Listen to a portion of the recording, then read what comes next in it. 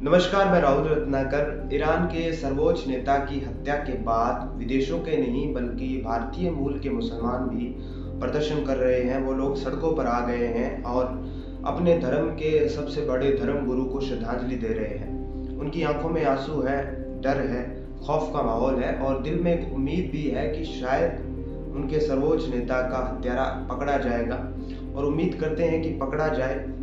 अब जो भारतीय राजनीति है उसके बारे में इस वीडियो में बात करेंगे। भारतीय राजनीति के जो तथाकथित दक्षिणपंथी लोग हैं, जो अपनी विराट बौद्धिकता से और जो पूरी की पूरी गोदी मीडिया है वो ये तर्क दे रही है कि ये भारतीय मुसलमान है ही नहीं, बल्कि ये तो ईरान के समर्थक हैं। ईरान के समर्थक हैं। ईरान का कोई इंसान मर गया और ये भारत के मुसलमान क्यों प्रदर्शन कर रहे हैं। ये जो भारतीय मूल के मुसलमान हैं, ये क्यों उसके लिए आंसू बहा रहे हैं। ये तर्क इस देश की गोदी मीडिया और जो पूरी की पूरी मीडिया है वो ये तर्क दे रही है। देखिए, ये जो तथाकथित दक्षिणपंथी लोग हैं, ये हमेशा प्रकट हो जाते हैं अपनी विचारधारा प्रकट करने के लिए और अपने तर्क लोगों पर थोपने के लिए प्रकट हो जाते हैं। आप मुझे बताइए कि जब बंगाल के अंदर मॉब लिंचिंग से एक इंसान की हत्या हो गई, तब ये सारे के सारे हिंदुत्ववादी लोग वहां प्रकट हो गए, लेकिन आज ये अदृश्य हो रहे हैं, कहीं पर भी दिखाई नहीं दे रहे। आप मुझे बता दीजिए कि किसी भी हिंदूवादी संगठन ने या राष्ट्रीय स्वयं सेवक संघ ने ईरान के सर्वोच्च नेता के लिए इंस्टाग्राम पे या अपने किसी भी सोशल मीडिया प्लेटफॉर्म पर एक भी तस्वीर डाली हो, उनको श्रद्धांजलि दी हो।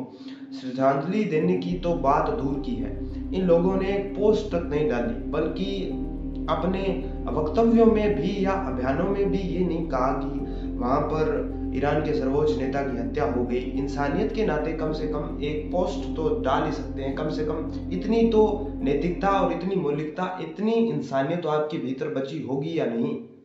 अगर नहीं है तो मेरे नजरिए से आप मूर्ख हैं, आप दानव प्रवृत्ति के लोग हैं।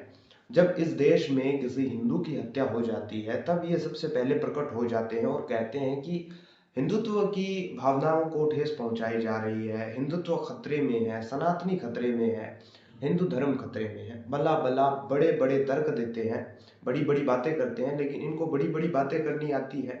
ये कभी भी इस देश के मुसलमानों के मानवाधिकारों के लिए खड़े नहीं होते हैं, उनकी धार्मिक स्वायत्तता की रक्षा के लिए खड़े नहीं होते। आज अगर ये लोग खड़े हो रहे हैं, ईरान के सर्वोच्च नेता के उनको श्रद्धांजलि दे रहे हैं, तो आपको कहाँ दिक्कत है। अब देखिए, ईरान के सर्वोच्च नेता की हत्या किसने की वो तो अभी रहस्य है। उसके बारे में जैसे ही कोई सूचना मिलेगी मैं आपको जरूर बताऊंगा, लेकिन ये बात आपको कैसी लगी है आप मुझे बता सकते हैं और चैनल सब्सक्राइब करने के बारे में भी सोच सकते हैं।